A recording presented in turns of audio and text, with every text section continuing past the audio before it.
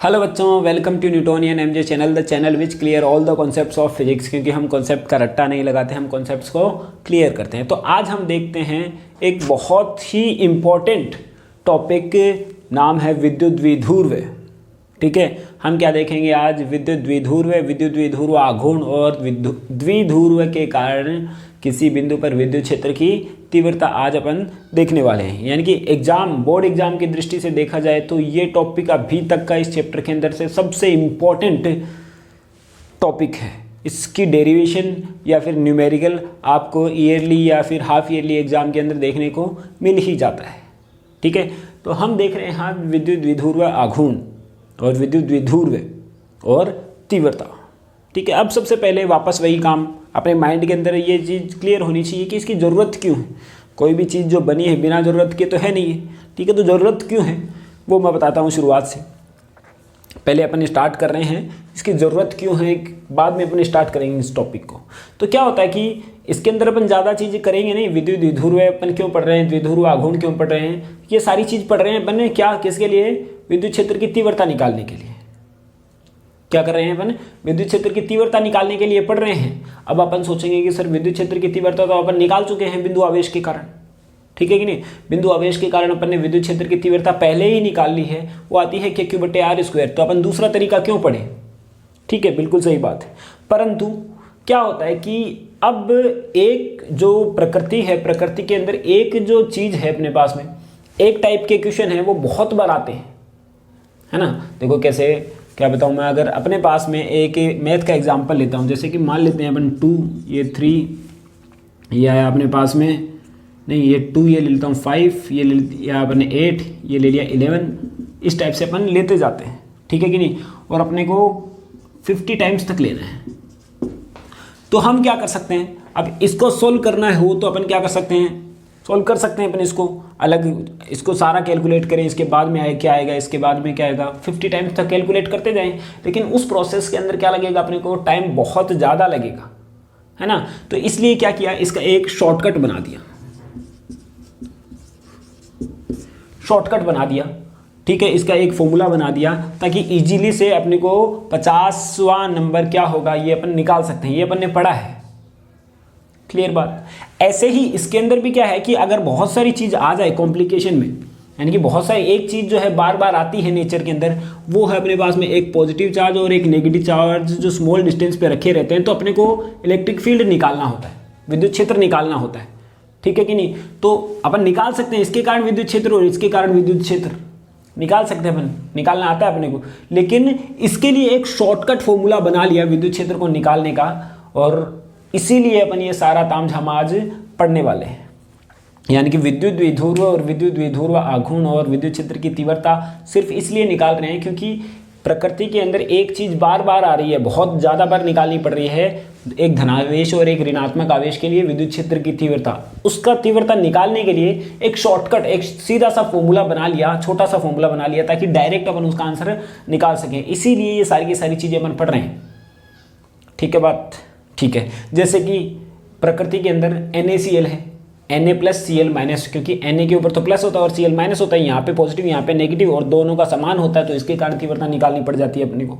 ठीक है, HCl, H+Cl-, यहाँ पे भी निकालनी पड़ जाती है। यानी कि बहुत सारी चीज़ें हैं, होगी भी, क्योंकि अपन जानते हैं कि प्रकृति के अंदर ज़्यादातर जो चीज़ें क्या है, उदासीन है।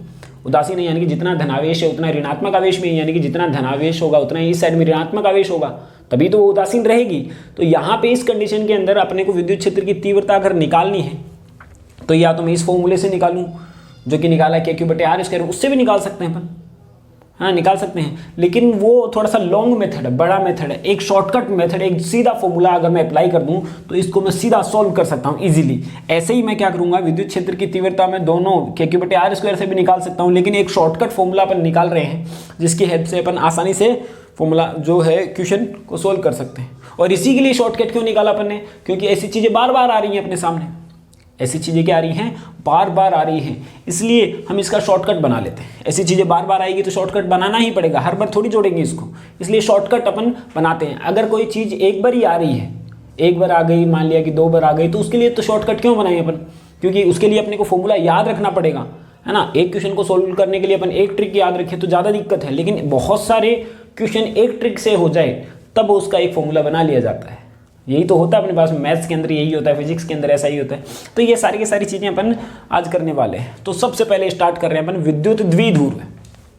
विद्युत द्विध्रुव वापस रिपीट कर देता हूँ, ये सारी चीज़ें क्यों पढ़ रहे हैं अपन? विद्युत क्षेत्र की तीव्रता को निकालने के लिए, ठीक है कि नहीं। तो सबसे पहले विद्युत द्विध्रुव क्या होता है?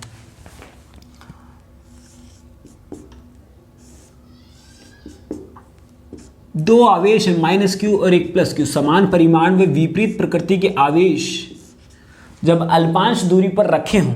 समान परिमाण व विपरीत प्रकृति के आवेश, ये समान परिमाण है ना, परिमाण दोनों का क्या होगा?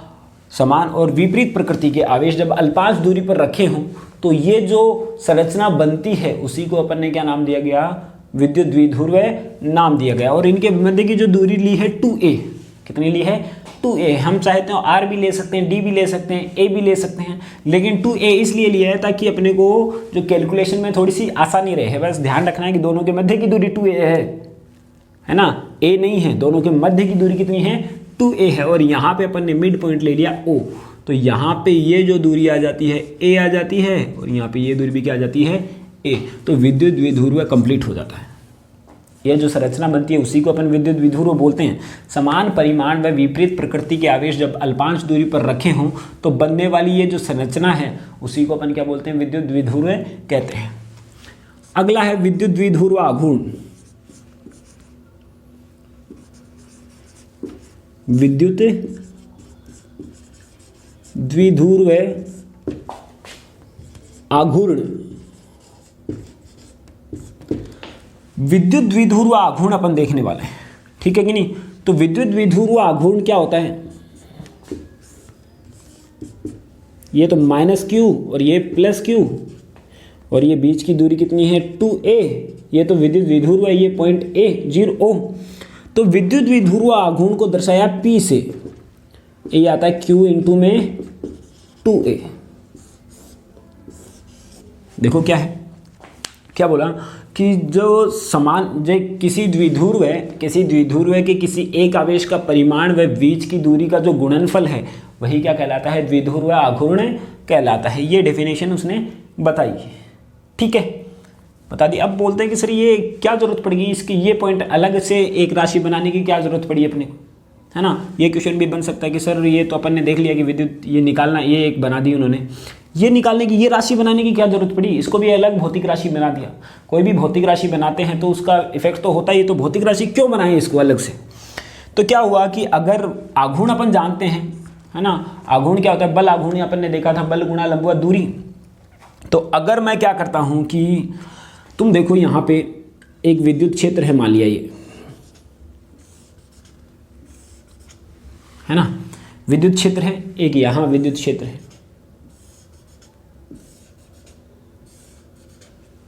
देखना, एक यहाँ विद्युत क्षेत्र, ये तीनों सेम परिमाण के। अब यहाँ पे एक द्विध्रुव रख दिया, ये माइनस का क्यू इंटू में प्लस का क्यू, बीच की दूरी 2a। यहाँ पे क्या रखा? आवेश का परिमाण अलग अलग कर दिया। ये क्या ले लिया अपन ने? माइनस का 2q प्लस का 2q, बीच की दूरी 2a। यहाँ पे अलग रख देता हूँ मैं, ये लिख दिया मैंने 3q, और ये माइनस 3q, ये आया प्लस का 3q, बीच की दूरी 2a। अब देखो इस स्थिति में ये पहली स्थिति है, ये दूसरी स्थिति है, ये तीसरी स्थिति है। तो यहाँ पे अपन ने देखा कि विद्युत क्षेत्र सब में समान है, लेकिन ये जो द्विध्रुव है आवेश इसका अलग अलग हो, बीच की दूरी ऐसी हो 2a हो, है ना। तो किन किन यहाँ पे तो क्या कर सकते हैं अपन? तो इसका इफेक्ट कितना होगा, यानी कि इसके ऊपर प्रत्येक के ऊपर आघूर्ण कितना होगा, देखना इसको समझने के एक बार वापस। तो पहले आघूर्ण अपने को निकालना, टो क्या होता है? बल गुणा लंबवत दूरी। इसको मैं मान लेता हूँ टो 1, बल गुणा लंबवत दूरी, यानी कि टो होता है बल गुणा लंबवत दूरी, यानी कि टो 1 इक्वल टू बल का मान कितना? F इंटू में लंबवत दूरी कितनी है? 2a, बीच की दूरी कितनी है? 2a। तो बल कितना आएगा? E बराबर अपन जानते हैं, E बराबर कितना होता है? F अपॉन में Q नॉट। तो F बराबर कितना हुआ? F बराबर कितना होगा? E क्यू नॉट, ठीक है कि नहीं। तो यहाँ पे टो1 जो आएगा कितना आएगा, क्यू ई इंटू में 2a, क्यू ई इंटू में 2a। बीच की दूरी यहाँ पे मैं चेंज भी कर सकता हूँ द्विध्रुव की। ऐसे ही अगर मैं दूसरा निकालता हूँ टो2 तो कितना आएगा, 2q इंटू में e इंटू में 2a। टो3 में निकालता हूँ इसके लिए तो कितना आएगा, 3q इंटू में e इंटू में 2a। तो यहाँ पे तुम देख रहे हो कि एक समान विद्युत क्षेत्र है टो1 टू इसके अंदर। तो ये जो आघूर्ण जो डिपेंड कर रहा है, ये जो प्रभाव किस पे डिपेंड कर रहा है, एक तो इस पे द्विध्रुव के आघूर्ण पे डिपेंड कर रहा है, घूमना, यानी कि ये क्या करेगा, ये घूमेगा। तुम देखो यहाँ पे एक धनात्मक आवेश है, एक ऋणात्मक आवेश है। तो धनात्मक है और यहाँ पे कोई धनात्मक आवेश है, तभी विद्युत क्षेत्र रेखा इधर से इधर जा रही है। तो क्या हुआ, ये जो धनात्मक है, ये जो धनात्मक है ये क्या होगा, इधर घूमेगा, ये इधर घूमेगा। क्यों, क्योंकि ये धनात्मक है और यहाँ पे भी धनात्मक है, तो ये प्रतिकर्षित करेगा, तो ये तो इधर जाएगा। और ये ऋणात्मक और ये धनात्मक है तो ये इधर जाएगा, यानी कि ऐसे ये है तो ये ऐसे जाएगा, ये घूर्णन करेगा। यही तो होता है आघूर्ण, ठीक है। तो आघूर्ण के लिए अपने पास में दो चीज़ों पे डिपेंड कर रहा है आघूर्ण, एक तो आवेश पर और बीच की दूरी पर, क्योंकि दूरी भी अलग अलग हो सकती है द्विध्रुव की। तो इसलिए इस राशि को एक अलग नाम दे दिया ताकि आघूर्ण के प्रभाव अपने को पता चल सके। इसको अपन ने नाम दे दिया द्विध्रुव आघूर्ण। क्या नाम दिया, द्विध्रुव आघूर्ण। तो यहाँ पे द्विध्रुव आघूर्ण कितना होगा, क्योंकि आघूर्ण क्या होता है, बल गुणा लंबवत दूरी। मिड पॉइंट से ये घूम रहा है, यानी कि ये जो रोटेट कर रहा है वो यहाँ से कर रहा है, ऐसे ऐसे रोटेट कर रहा है। तो लंबवत दूरी तो कितनी है, a है। तो इसके जो लिए जो है अपने पास में कितना आएगा, QA। और इसके लिए भी कितना आएगा, a है तो ये भी QA। टोटल कितना होगा, 2QA। और यही तो अपने पास में द्विध्रुव आघूर्ण अपन ने निकाला है। यही क्या निकाला अपन ने, द्विध्रुव आघूर्ण निकाला है। यानी कि क्या किया अपने को, यहाँ पे जो आघूर्ण का प्रभाव कितना है उसको जानने के लिए एक अपन ने नई राशि बनाई, जिसको नाम दिया अपन ने द्विध्रुव आघूर्ण। जो कि क्या होता है, किसी एक आवेश का परिमाण व बीच की दूरी के गुणनफल के बराबर प्राप्त होता है। और यही क्या होता है, विद्युत द्विध्रुव आघूर्ण होता है। ठीक है, वापस रिपीट कर देता हूँ इसको मैं। किसी एक आवेश का परिमाण व बीच की दूरी के गुणनफल को ही अपन विद्युत द्विध्रुव आघूर्ण कहते हैं। और ये क्या दर्शाता है, आघूर्ण का प्रभाव, आघूर्ण के प्रभाव को दर्शाता है। आघूर्ण के प्रभाव को दर्शाता है, यानी कि आघूर्ण जो है किस किस बात पे डिपेंड कर रहा है, किस किस बात पे डिपेंड कर रहा है। ये घूम रहा है, यानी कि किस किस बात पे डिपेंड कर रहा है। यहाँ पे अपन ने देखा ये डिपेंड कर रहा है, एक तो आवेश यानी कि द्विध्रुव का आवेश और तथा इन दोनों के मध्य की बीच की दूरी पे डिपेंड कर रहा है। इसलिए ये अलग राशि बना दी द्विध्रुव आघूर्ण। क्लियर बात है ना। अपने जो डेफिनेशन के अंदर इतना ही है, बस एक आवेश का परिमाण व बीच की दूरी के गुणनफल को ही अपन क्या बोलते हैं, द्विध्रुव आघूर्ण बोल देते हैं। तो ये तो सिर्फ समझाने के लिए था, बाकी तो यहाँ तक अपन ने देख लिया। ये आया द्विध्रुव आघूर्ण। अब इसका एक क्वेश्चन देख लेते हैं अपन। इसका एक क्वेश्चन देखते हैं अपन द्विध्रुव आघूर्ण का, जो कि है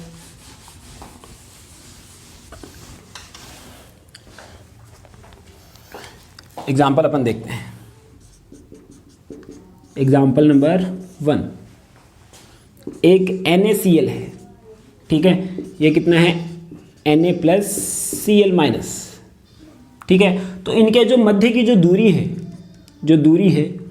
दूरी है वो कितनी है, 1.28 एंगस्ट्रोम है। तो द्विध्रुव आघूर्ण ज्ञात कीजिए, यानी कि P का मान ज्ञात कीजिए। ठीक है, तो यहाँ पे देखो सबसे पहले तो दिया हुआ मैं देखता हूं, दिया हुआ क्या है, दिया हुआ यानी कि गिवन वैल्यूज क्या है। एक तो आवेश का मान दे रखा है, आवेश कितना दे रखा अपने को, प्लस है, 1 प्लस है तो कितना आएगा, 1.6 गुणा 10 की घात -19। और बीच की दूरी ये a का मान नहीं है, दोनों के बीच की दूरी तो दे रखी है। और दोनों के बीच की दूरी को मैंने कितना माना है, ये है 2a बराबर कितना दे रखा, 1.28 एंगस्ट्रोम।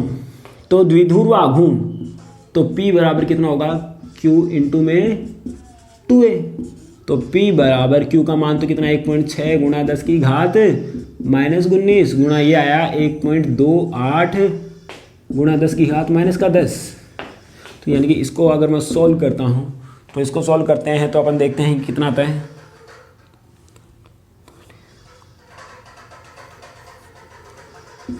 2.03 के करीब इसका आंसर आ रहा होगा। 2.03 गुणा 10 की घात माइनस का 29 कूलम गुणा मीटर, कूलम गुणा मीटर। अब यहाँ पे इसका मात्रक अपन निकाल सकते हैं, देखो ठीक है कि नहीं। मात्रक क्या आएगा, कूलम गुणा मीटर। CGS मात्रक इसका डिबाई होता है, ठीक है कि नहीं।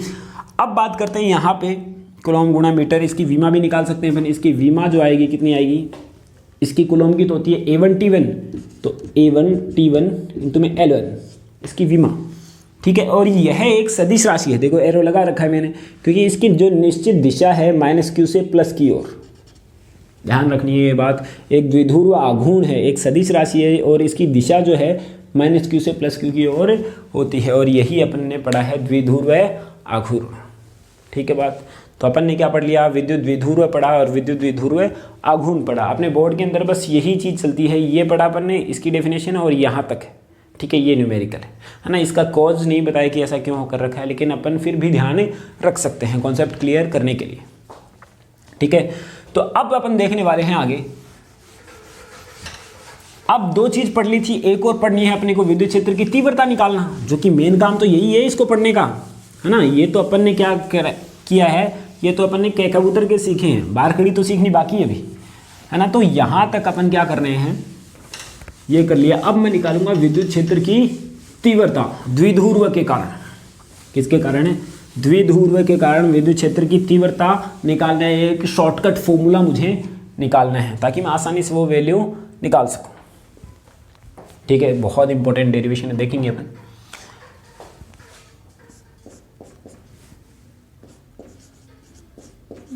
द्विध्रुव के कारण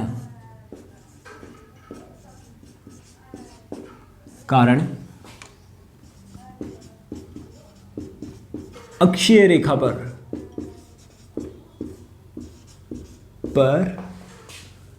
तीव्रता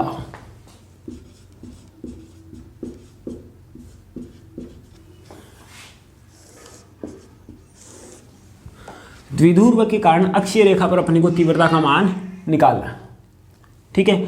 तो वापस क्या किया अपन ने, एक द्विध्रुव है ना, इसको तो लिया अपन ने A,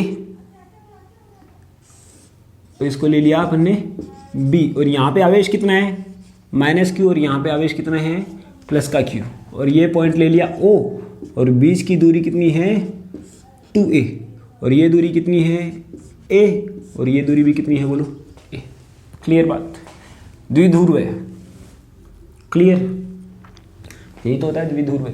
अब द्विध्रुव के कारण अपने को अक्षीय रेखा पर निकालनी है। कोई अक्षीय रेखा पर कोई बिंदु है, मान लिया कि ये अक्षीय रेखा इसकी है ना, यहाँ पे कोई बिंदु है P, जिसके ऊपर अपने को विद्युत क्षेत्र की तीव्रता का मान निकालना। द्विध्रुव की अक्षीय रेखा पर बिंदु P स्थित है, जो कि बिंदु O से मिड पॉइंट से r दूरी पर है, जिस पर अपने को विद्युत क्षेत्र की तीव्रता का मान ज्ञात करना है, ठीक है। वापस सिंपल तरीका मैंने बताया, बिंदु आवेश के कारण भी निकाल सकते हैं पर लेकिन शॉर्टकट निकाल रहे हैं अपन, है ना इसका। तो सबसे पहले तो क्या करते हैं, -q के कारण, -q के कारण P पर तीव्रता,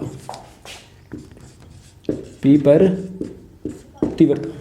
एक चीज मैंने बताई है कि हमेशा तीव्रता सदिश राशि है, तो सदिश राशि है तो अपने को क्या करना पड़ेगा, जहां पे भी विद्युत क्षेत्र की तीव्रता का मान निकालना है वहां पे क्या मानूंगा मैं, एज्यूम कर लूंगा कि धनात्मक आवेश है ना। तो मान लिया कि यहाँ पे धनात्मक आवेश है, तो ये धनात्मक है, ये धनात्मक है और ये ऋणात्मक है, इसके कारण मैं निकाल रहा हूँ इसको, है ना। तो अपन जानते हैं कि ये तो धनात्मक और ये ऋणात्मक, तो विद्युत क्षेत्र की तीव्रता की दिशा किधर आएगी, E1 इधर, E1 इधर ही तो आएगी, यानी कि E1 का जो मान आएगा कितना आएगा, KQ/R², KQ/R², यानी कि KQ/R²। R मतलब इन दोनों के बीच की दूरी, AP लिख दूं मैं इसको एक बार, तो क्या लिख देता हूं मैं, AP का स्क्वायर। तो अब देखो AP जो है, AP यही तो AP, अरे AP वो पीने वाली AP नहीं, AP, हाँ। तो अब बीच की जो दूरी है कितनी लिख सकता हूं मैं इसको, ये तो R है और ये कितनी है A। देखो यहाँ से O पॉइंट से ये दूरी कितनी R, और ये दूरी कितनी है A, तो कितना लिख सकता हूँ AP को R+ का A, है ना। तो ये आया E1 बराबर कितना आएगा, KQ बट्टे R प्लस का A का होल स्क्वायर। ये आ गया समीकरण नंबर एकम। क्लियर बात। अब इसके कारण निकाला, अब मैं क्या करूंगा, प्लस क्यू के कारण निकालूं। प्लस क्यू के कारण P पर तीव्रता, P पर तीव्रता, प्लस क्यू के कारण मैं निकाल रहा हूं यहाँ पे तीव्रता, तो प्लस क्यू के कारण मैं तीव्रता निकाल लूँ तो कितना आएगा, E2 बराबर, वापस पहले दिशा निकालनी पड़ेगी तो यहाँ पे धनात्मक लेना पड़ेगा अपने को, धनात्मक, ये भी धनात्मक है, इस प्लस क्यू के कारण तो धनात्मक धनात्मक क्या करेगा, प्रतिकर्षित, ये आया यहाँ पे E2। ठीक है, एक चीज़ वही बात यहाँ पे जब मैं दिशा दर्शा देता हूँ, दिशा मैंने ले ली तो यहाँ पे माइनस क्यू को प्लस क्यू ही दिया है मैंने, क्योंकि दिशा दर्शाने के लिए काम में आता है ये, तो यहाँ पे आया KQ बटे R प्लस A का होल स्क्वायर। अब E2 की मैं बात कर रहा हूँ तो कितना आएगा, KQ बटे R स्क्वायर, तो Q का मान तो उतना का उतना है, R का मान कितना आएगा, BP, बीच की दूरी कितनी है, BP, तो BP का स्क्वायर। अब जो BP है, BP को क्या लिख सकता हूँ मैं, R की फॉर्म में, तो ये तो R है और ये BP है, तो R में से अगर ये घटा दूँ तो BP निकल जाएगा, तो ये कितना आएगा, R माइनस A, BP का मान कितना आएगा, R माइनस का A, तो यहाँ से कितना आया, E2 बराबर KQ बट्टे R माइनस A का होल स्क्वायर, समीकरण नंबर 2, समीकरण नंबर 2। अब यहाँ मैं परिणामी निकालूंगा तो एक तो इधर लग रही है विद्युत क्षेत्र की तीव्रता, एक इधर लग रही है ना, तो बड़ी कौन सी इसमें से, E1 है या E2 है, अरे दोनों का K ऊपर बराबर, ये भी Q भी बराबर है, नीचे वाली राशि पे डिपेंड कर रही है, तो ये नीचे ज़्यादा है तो ये वैल्यू तो कम हो गई ना, और E2 का मान ये नीचे वाला क्या है, कम है, तो ये वैल्यू क्या हो गई, ज़्यादा। अरे खुद देखो कि नीचे मान लिया कि 10 का भाग लग रहा है और यहाँ पे 20 का भाग लग रहा है, तो ये जी वैल्यू तो क्या हो गई, कम हो गई इससे, तो यानी कि परिणामी जो आएगा कितना आएगा, E2 माइनस का E1, E2 माइनस का E1 आएगा। तो मैं क्या निकाल सकता हूँ, E2 माइनस का E1 मैं निकाल दूँ, E2 माइनस का E1, तो यानी कि EP का जो मान आएगा, परिणामी तीव्रता P पॉइंट पर, E2 का मान तो है अपने पास में KQ बट्टे R माइनस A का होल स्क्वायर, कितना आया, KQ बट्टे R माइनस A का होल स्क्वायर माइनस का KQ बट्टे R प्लस A का होल स्क्वायर। यहाँ पे देखो कितना आएगा, EP बराबर KQ, तो मैं कॉमन ले लूँ, है ना, दोनों में आ रहा है, तो यहाँ से अपन लिया KQ और यहाँ पे लिया अपन ने 1 में R माइनस A का होल स्क्वायर माइनस 1 में R प्लस A का होल स्क्वायर। इसको अपन सॉल्व करते हैं, या EP बराबर, ये तो KQ, इसको मैं ले लेता हूँ LCM, R माइनस A का होल स्क्वायर इंटू में R प्लस A का होल स्क्वायर, LCM ले लूँगा, यहाँ पे तो कितना आएगा, R प्लस A का whole square minus R minus A का होल स्क्वायर। अब देखो यही आएगा ना, तो यहाँ पे देखो क्या आएगा, EP बराबर, ये आया KQ, इसको सॉल्व करते हैं अपन, तो ये तो आएगा R स्क्वायर प्लस का A स्क्वायर प्लस का 2AR, क्यों, A प्लस B का होल स्क्वायर माइनस, इसको अपन सोल्व करते हैं तो माइनस का R स्क्वायर माइनस का A स्क्वायर प्लस का 2AR, माइनस माइनस प्लस हो जाएगा, यहाँ तक। यहाँ पे देखो A माइनस बी इंटू में A प्लस बी है, तो A square minus B square बनता ही है फॉर्मूला, तो कितना आएगा, R स्क्वायर माइनस का A स्क्वायर का होल स्क्वायर।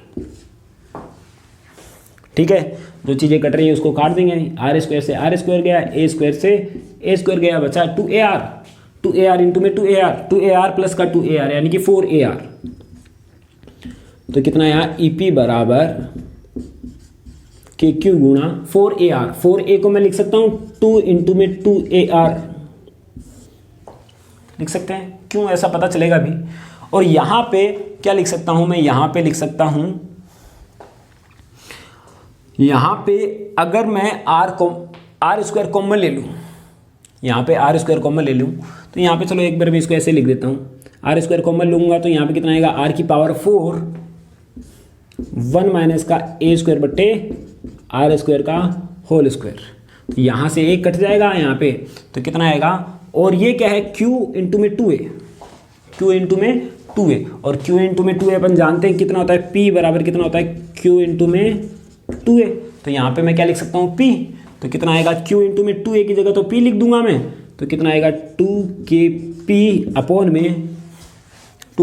में आर क्यूब इंटू में 1 माइनस का ए स्क्वायर बट्टे आर स्क्वायर का होल स्क्वायर। और यही फॉर्मूला काम में लिया जा सकता है द्विध्रुव के कारण शॉर्टकट में।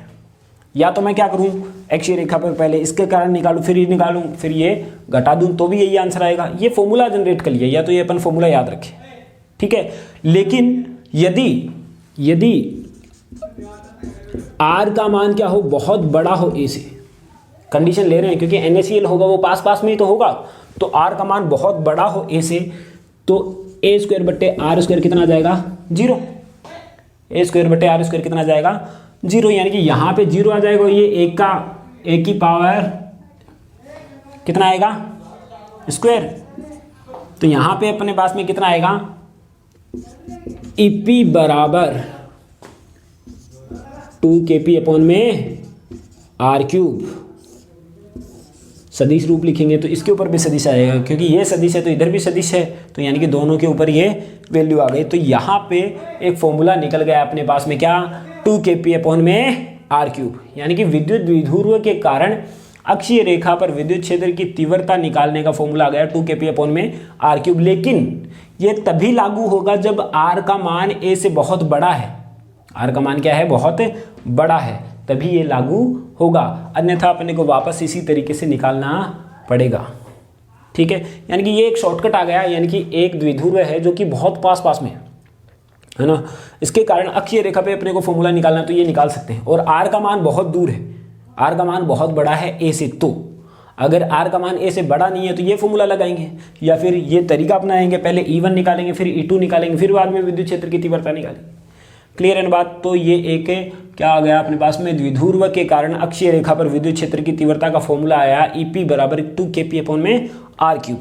अब कई बार दिक्कत हो सकती है कि सर यहाँ पे सदिश रूप में आर कैप क्यों नहीं लगा, क्योंकि यहाँ पे तो दिशा का पता है ना अपने को। आर कैप तो कब लगाते हैं अपने को, दिशा का पता नहीं हो तो एकांक सदिश लगा देते हैं अपन, ठीक है कि नहीं। तो यहाँ पे EP की दिशा है अपने पास में, यहाँ पे भी P है, P भी सदिश है, इस भी सदिश, यानी कि यहाँ पे सदिश और यहाँ पे भी सदिश, तो दोनों को तरफ मैंने क्या किया, सदिश को दर्शा दिया। अगर यहाँ पे कोई आर कैप लिख देता तो वो चीज़ गलत हो जाती, ठीक है बात। तो यहाँ पे आ गया द्विध्रुव के कारण अक्षीय रेखा पर विद्युत क्षेत्र की तीव्रता। अब हम देखेंगे द्विध्रुव के कारण निरक्षीय रेखा पर विद्युत क्षेत्र की तीव्रता। ये तो अक्षीय रेखा पे निकाला अपन ने, और अब निकालेंगे निरक्षीय रेखा पर विद्युत क्षेत्र की तीव्रता।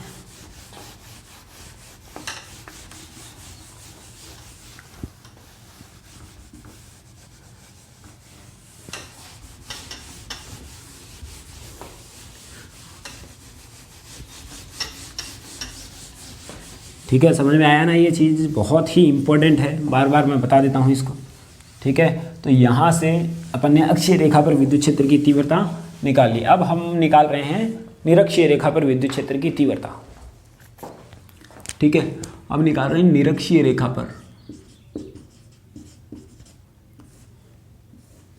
निरक्षीय रेखा पर, अक्षीय का मतलब उसकी अक्ष पर है, निरक्षीय का मतलब क्या है, उसके अक्ष के लंबवत है, ठीक है कि नहीं। तो वापस वही काम, अपने पास में एक द्विध्रुव है ना, -q, एक द्विध्रुव है, यहाँ पे पॉइंट A है, एक द्विध्रुव लेते हैं अपन जिसके आवेश -q व +q है।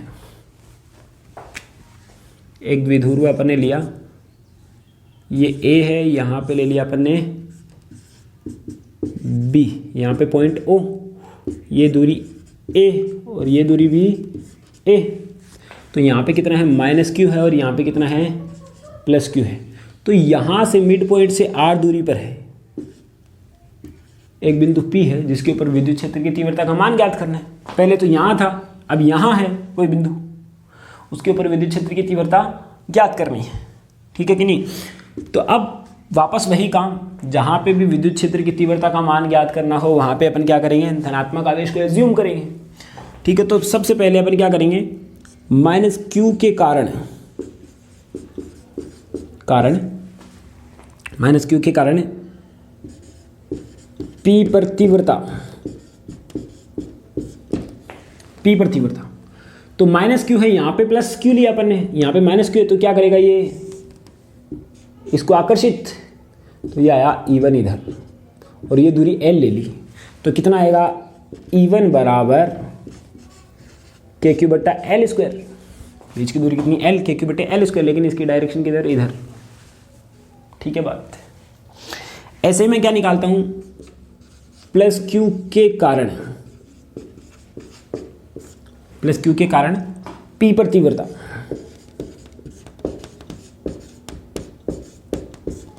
कितनी आएगी बोलो, ये धनात्मक हो रहे, जहाँ पे भी तीव्रता निकालनी है वहाँ पे अपन धनात्मक मानते हैं, यहाँ पे भी धनात्मक, तो धनात्मक को तो क्या करेगा, प्रतिकर्षित, तो यानी कि ये जाएगा इधर, ये आया E2, बीच की दूरी कितनी, इसकी भी L है।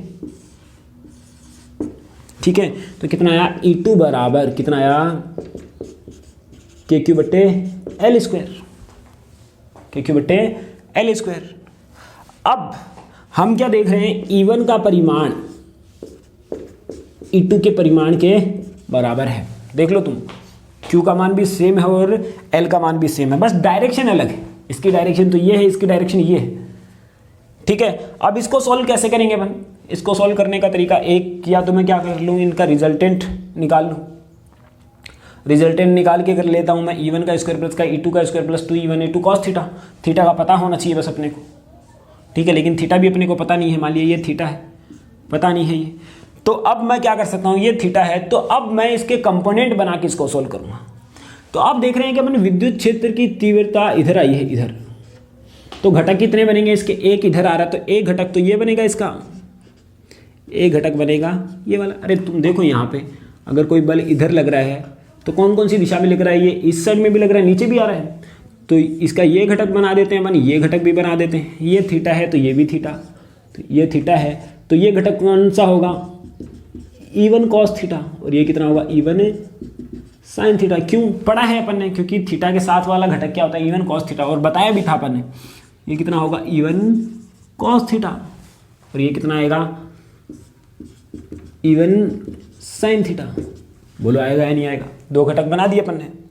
अब ऐसे ही ये थीटा है तो ये भी तो थीटा होगा, देखो यहाँ से ये है और ये है, ये थीटा है तो ये भी तो थीटा, तो ये थीटा है और ये थीटा है अपने पास में, तो यहाँ पे अपन देख रहे हैं ये भी इधर जा रहे हैं, तो इसके भी दो घटक बनेंगे, एक तो ये वाला एक ये वाला, क्योंकि ये इधर भी जा रहा है, ऊपर भी जा रहा है, इस साइड में भी जा रहा है, यानी कि यहाँ पे एक घटक तो बन गया इसका ये वाला, ठीक है, और एक घटक बन गया इसका ये वाला इस डायरेक्शन में। तो ये थीटा है, तो थीटा है तो ये कितना आएगा, E2 कॉस थीटा, ये वाला घटक तो E2 कॉस थीटा, और ये कितना आएगा, E2 साइन थीटा। ठीक है, तो अब देख रहे हैं इसके ऊपर परिणामी कितना आएगा, है ना, बिंदु P पर परिणामी निकालेंगे, मैंने घटकों में वियोजित कर लिया अपन ने इसको। तो हम चीज क्लियरली देख रहे हैं कि E1 एक तो E2 साइन थीटा ऊपर है, E1 साइन थीटा नीचे है, तो एक दूसरे को कैंसिल कर देंगे, क्योंकि E1 बराबर तो E2 ये है, E1 बराबर E2 है, E1 cos theta E1 sine theta ऊपर, E1 साइन थीटा नीचे, दोनों परिमाण में बराबर हैं, तो ये एक दूसरे को तो कैंसिल कर देंगे, यानी कि ये तो कट गए आपस में, लड़के ये क्या हो गए, कैंसिल हो गए, एक दूसरे के विपरीत चले तो ये कैंसिल हो गए, लेकिन ये एक दूसरे के साथ में जा रहे हैं, एक दूसरे के साथ में ही जा रहे हैं, तो दोनों की जो दूरी है, दोनों एक दिशा में जा रहे हैं, तो बिंदु P पर परिणामी कितना आएगा, EP बराबर E1 कॉस थीटा प्लस का E2 cos theta, E1 cos theta plus का E2 कॉस थीटा, अपन जानते हैं E1 और E2 तो बराबर है, तो क्या लिख सकता हूं मैं, EP बराबर 2E1 कॉस थीटा, क्योंकि E1 कॉस थीटा और E2 कॉस थीटा दोनों क्या है, आपस में बराबर हैं, तो यहां पे अपन ने क्या लिखा, EP बराबर कितना आएगा, 2 इंटू में E1 का मान बोलो, KQ बटे L स्क्वायर, कितना आया, KQ बटे L स्क्वायर, और कॉस थीटा क्या होता है अपने पास में, आधार बट्टे कर्ण, तो यहाँ पे थीटा इस त्रिभुज के अंदर मैं लेता हूँ, कॉस थीटा तो ये आया अपने पास में आधार, ये कर्ण, ए बट्टा एल, ए बट्टा एल, तो ए बट्टे एल, तो कितना आया ई पी बराबर, ये तो देखो क्या आ रहा है क्यू इंटू में 2 है, ये तो क्यू रहा, ये 2 ए रहा, तो कितना आएगा के पी अपॉन में एल क्यूब, के पी अपॉन में एल क्यूब। आई बात समझ में? तो एल का मान मैं निकाल लेता हूं पहले, एल का मान ये है, तो ये ए है और ये आर है, तो एल बराबर एल स्क्वायर बराबर किसके बराबर आ रहा है, आर स्क्वायर प्लस का ए स्क्वायर के बराबर, यानी कि एल बराबर कितना आया, आर स्क्वायर प्लस का ए स्क्वायर की पावर 1/2, यानी कि अंडर रूट में आया है। ठीक है, तो एल क्यूब का मान निकालना है अपने को, तो ये ले लिया मैंने एल क्यूब, तो एल क्यूब में निकालता हूं तो कितना आएगा, एल क्यूब निकालेंगे तो अपन ये आएगा अपने पास में कितना आएगा, आर स्क्वायर प्लस का ए स्क्वायर की पावर 3/2, मान रख देता हूं मैं यहाँ पे, कितना आया ई पी बराबर कितना आएगा, के पी बट्टे एल का मान कितना आया, आर स्क्वायर प्लस का ए स्क्वायर की पावर 3/2, और यही फॉर्मूला आ जाता है इसका।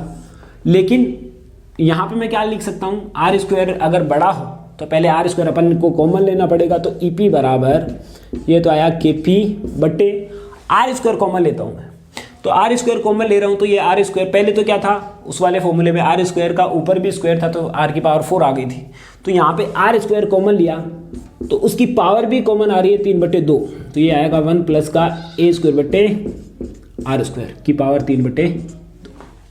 अरे देखो यहाँ से अपने को निकालना, आर स्क्वायर बाहर निकाला तो साथ में घात भी तो आएगी, पहले वाला किया था उसमें भी अपन ने किया था, आर स्क्वायर कॉमन लिया तो ऊपर से घात भी कॉमन आ रही है ना, तो आर स्क्वायर कितना हो गया था, वो आर की पावर 4 हो गया था, तो यहाँ से तो स्क्वायर गया, तो ये कितना आएगा ई पी बराबर के पी अपॉन में आर क्यूब।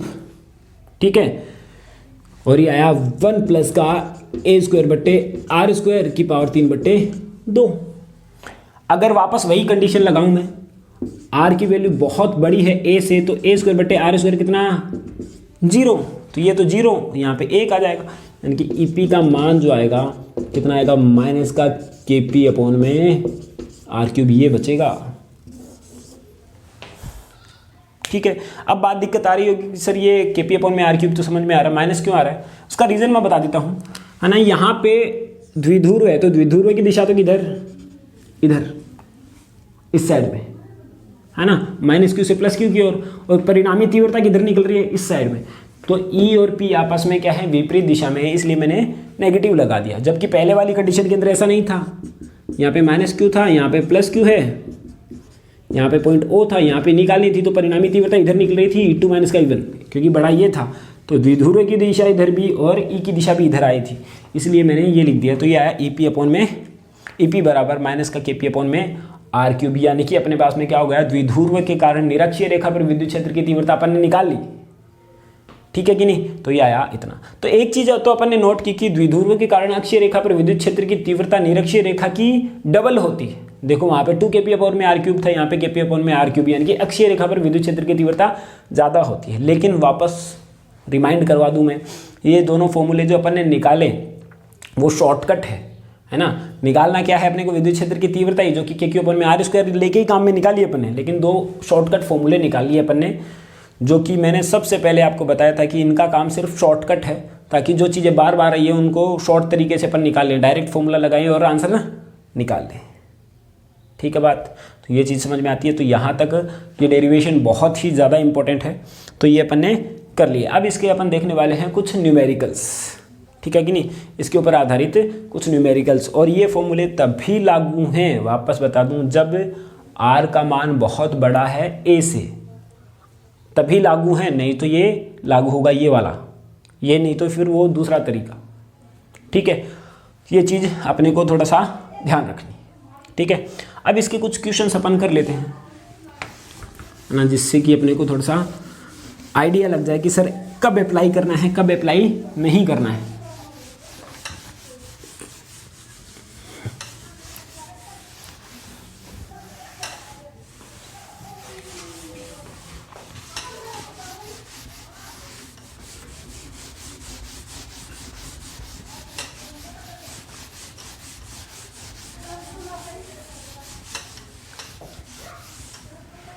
देखो अब अपन करने वाले हैं इसके कुछ क्वेश्चंस।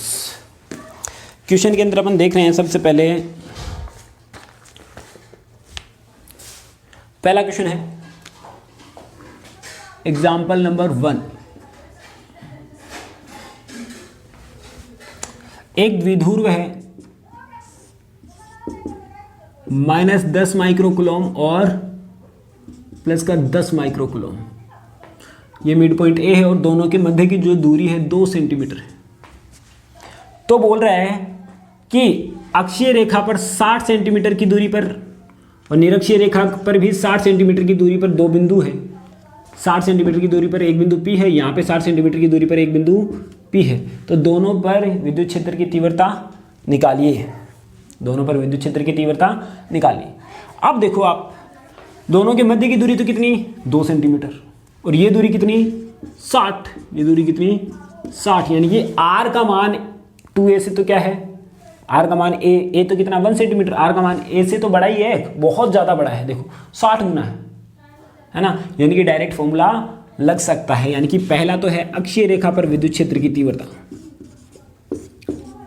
अक्षीय रेखा पर विद्युत क्षेत्र की तीव्रता, अक्षीय रेखा पर विद्युत क्षेत्र की तीव्रता कितनी आती है, EP बराबर 2 kP अपॉन में R3। सबसे पहले तो अपने को P निकालना पड़ेगा। P कितना होता है, Q इंटू में 2a। Q का मान कितना है 10 गुणा 10 की घात माइनस का 6। 2a का मान बीच की दूरी 2 गुणा 10 की घात माइनस का 2। तो P का जो मान आता है तो कितना आएगा 20 गुणा 10 की घात माइनस का 8 कूलम इंटू में मीटर।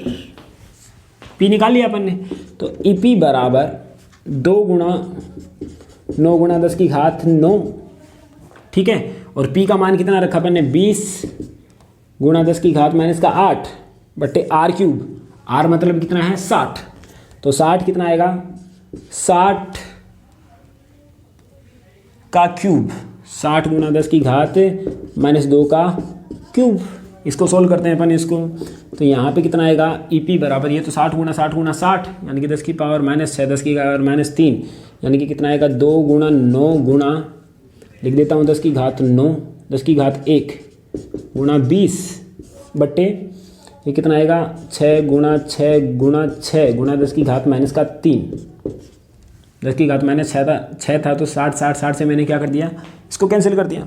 तो यहाँ पे कोशिश करता हूँ इसको सोल्व करने की। तो यहाँ पे अपन इसको सोल्व कर रहे हैं तो तुम देखोगे कि यहाँ पे तो कितना आया, इसको सोल्व कर दिया मैंने तो यहाँ पे आ रहा है 3, यहाँ पे 2, तो 2 से 2 गया। तो यहाँ पे अपन ने सोल्व किया इसको तो EP बराबर कितना आया, और ये ऊपर चला जाएगा, ये कितना है अपने पास में 200, 3 गुणा 200 और ये 10 की पावर 3, 200 गुणा 10 की पावर 3 बट्टा 36, ठीक है कि नहीं।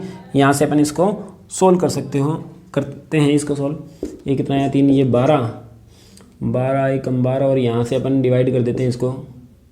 ये कितना आया 100 और बेटा कितना आया 6, ठीक है। तो EP बराबर कितना आया 100 बटे 6।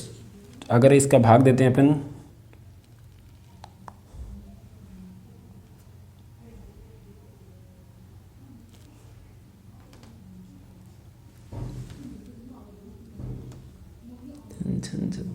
तो इसको डिवाइड करने पर जो वैल्यू आ रही है वो आ रही है अपने पास में 16 पॉइंट कुछ गुणा 10 की घात 3, ये वैल्यू आ रही है। कैलकुलेशन तुम करके देख सकते हो न्यूटन अपॉन में कूलम, ये वैल्यू अपने पास में आ रही है। तो यहाँ पे डायरेक्ट फॉर्मूला लगाया और अपन ने इसकी वैल्यू अपन ने निकालते हैं। क्लियर।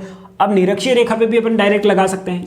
कितना आएगा 60 सेंटीमीटर गुणा 10 की घात 60 सेंटीमीटर गुणा 10 की घात कितना आएगा KP अपॉन में R3, यानी कि इसका आधा हो जाएगा। सीधा मैं लिख सकता हूँ KP अपॉन में R3 आता है तो इसका मान कितना हो जाएगा, इसका आधा। यानी कि इस कंडीशन में मेरा काम क्या था, ये बताना आप लोगों को कि कहाँ पे ये अप्लाई होना है। ये अप्लाई में हो जाएगा यहाँ पे, और कैलकुलेशन आप लोगों को करनी है। इसके बाद में है अगला क्वेश्चन, है ना। एक अगला क्वेश्चन पूछा भी था किसी ने, तो इसीलिए अपन बता रहे हैं वो क्वेश्चन, है कि नहीं। और वो हेल्प भी करेगा अपने को, लेकिन मेन जो तरीका है वो KQ अपॉन में R² ही है। उसी से अगर कहीं पे अटक जाते हो तुम लोग, तुम्हें विद्युत क्षेत्र की तीव्रता नहीं निकालनी आ रही है, तो k/r² से सब जगह पे निकल जाती है बिंदु आवेश के कारण। ठीक है, तो यहाँ पे सेकेंड क्वेश्चन में देखता हूँ। सेकेंड क्वेश्चन है अपने पास में,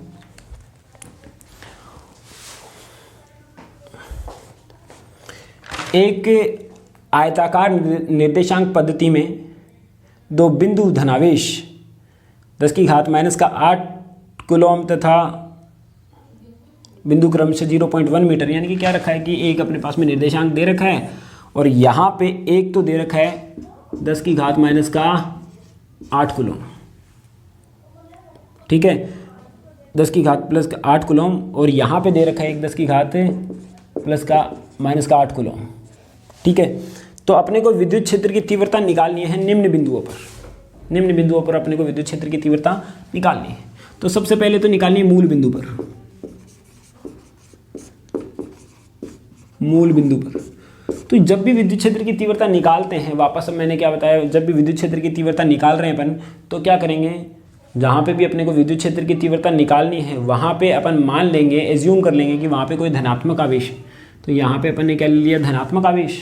तो यहाँ पे मैं धनात्मक आवेश लेता हूँ, तो यहाँ पे विद्युत क्षेत्र की तीव्रता इसके कारण इधर, इसके कारण इधर, यानी कि आंसर 0, क्योंकि बीच की दूरी कितनी है, 0.1 मीटर है, 0.1 मीटर, और ये भी दूरी 0.1 मीटर। ठीक है बात।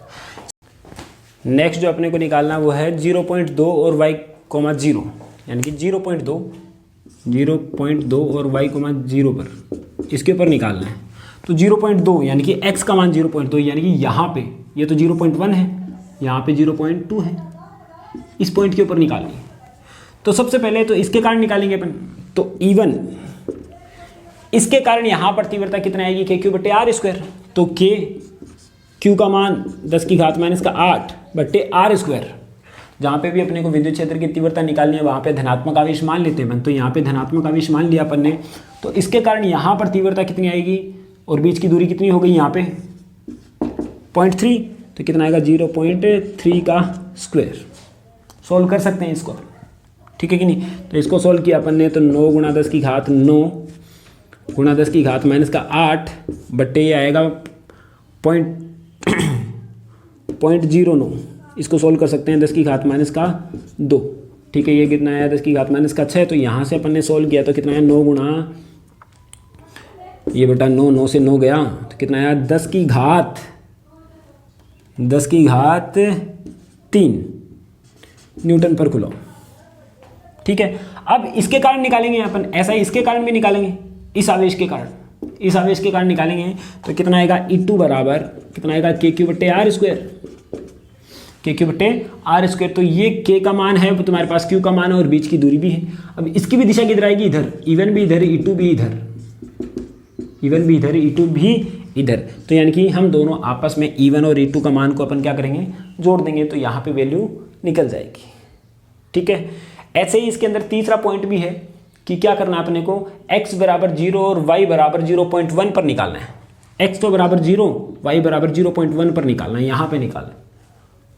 ठीक है, तो यहाँ पे निकालने के लिए मैं क्या करूँगा, यहाँ पे जो धनात्मक आवेश है वापस इसको क्या करेंगे, ये यहाँ पे धनात्मक माना तो ये आएगी इधर, E1 इधर, ये ले लिया L, और ये दूरी दे रखी है अपने को, और ये है 0.1, और ये इसके कारण घटक कितना बनेगा अपने पास में, ये थीटा है मान लिया, तो ये भी थीटा है, तो E1 cos थीटा और ये E1 sin थीटा। अब इसके कारण जो यहाँ पे घटक आएगा ये धनात्मक और ये भी धनात्मक, तो ये क्या करेगा, इसको प्रतिकर्षित इधर E2, तो E2 cos थीटा, ये बीच की दूरी भी इतनी आएगी, तो इसका घटक बनेगा एक तो इधर और एक बनेगा इधर। ठीक है, तो ये जो आएगा E1 E2 sin थीटा, और ये आएगा E2, ये थीटा, ये भी थीटा, ये E2 cos थीटा आएगा, और ये आया अपने पास में E2 sin थीटा। तो यहाँ से ये तो कैंसिल, ये दोनों आपस में जुड़ जाएंगे, यानी कि परिणामी जो आएगा बिंदु EP पर कितना आएगा 2E sin थीटा। तो E1 का मान निकाल सकते हो तुम, क्योंकि यहाँ पे 0.1 है, यहाँ पे 0.1 है, तो ये दूरी निकाल सकते हो। E का मान k/r² होता है, तो k के का मान है तुम्हारे पास, क्यू का मान है तुम्हारे पास, ये एल का मान निकाल के तुम ये वैल्यू पुट अप कर सकते हो। ये साइन थीटा कितना होता है, लंब बटे कर्ण, तो ये रहा लंब और ये रहा कर्ण, यहाँ पे वैल्यू अपन इसकी निकाल सकते हैं। ठीक है, तो इस टाइप से ये सॉल्व किया जाता है। बस एक बात मैं बताना चाह रहा हूँ, अगर यहाँ पे -10 होता, यहाँ पे +10 होता तो एक द्विध्रुव बन जाता है। एक -10 होता, जैसे कि मान लेता हूँ कि ये इक्वेशन ऐसे आ जाए कि -10 है, यहाँ पे -10 माइक्रोकूलम है और यहाँ पे 10 माइक्रोकूलम है। यहाँ पे पॉइंट ए है और बीच की जो दूरी है वो 0.2 है। तो यहाँ पे अपने को क्या करना है, यहाँ पे तुम्हें निकालना है इस पॉइंट P पर विद्युत क्षेत्र की तीव्रता। तो 2 kp/r³ नहीं लगेगा क्योंकि द्विध्रुव बन गया, लेकिन ये तो 0.2 है, ये 0.1 है। तो अपने को पता है कि r का मान भी कितना है, 0.2 है। तो ये फॉर्मूला तभी लागू है जब r का मान बहुत ज़्यादा बड़ा हो a से। a का मान कितना 0.1 और r का मान 0.2, तो बहुत ज़्यादा बड़ा थोड़ी है, 2 गुना ही तो है, बहुत ज़्यादा बड़ा थोड़ी हुआ। बहुत ज़्यादा मतलब उससे 50-60 गुना ज़्यादा हो तब जाके अपन वो फॉर्मूला अप्लाई करते हैं, लेकिन यहाँ पे वो अप्लाई नहीं कर सकते। अपने को क्या करना पड़ेगा, यही मेथड काम में लेना पड़ेगा इस कंडीशन के। ठीक है, चलो, और ऐसे ही मुझे यहाँ पे भी निकालना है 0.1 पर। तो 0.1 मीटर पे ये निरक्षीय रेखा पे विद्युत क्षेत्र की तीव्रता है, लेकिन फिर भी ये फॉर्मूला जो kp/r³ नहीं लगेगा यहाँ पे, क्योंकि r का मान कितना है 0.1 और a का मान भी कितना है 0.1, तो बराबर ही है ये। तो यानी कि यहाँ पे भी वैल्यू अपन नहीं कर सकते। तो इन चीज़ों का अपने को ध्यान रखना है कि यहाँ पे क्या होगा कि ये जो kp/cos थीटा और 2 kp/cos थीटा तभी लागू है जब क्या है अपने पास में, जब r का मान a से बहुत ज़्यादा बड़ा हो। ठीक है, आई होप कि आप लोगों को ये क्वेश्चन समझ में आ गया होगा। और इस टाइप के क्वेश्चन आप लोगों को करने हैं, बस यहाँ पे कैलकुलेशन करके देख लेनी है, क्योंकि मेरी कैलकुलेशन थोड़ी सी गलत हो जाती है कई बार। तो यहाँ पे इनको कैलकुलेट करके देखना है और मैंने प्रोसीजर आप लोगों को बता दिया कि कैसे करना है। ठीक है कि नहीं। अगर आपको और भी क्वेश्चन करने हैं तो आप कमेंट में लिख सकते हैं कि सर इस टाइप के क्वेश्चन और करवाइए, तो हम और करवा देंगे। Thank you, have a nice day.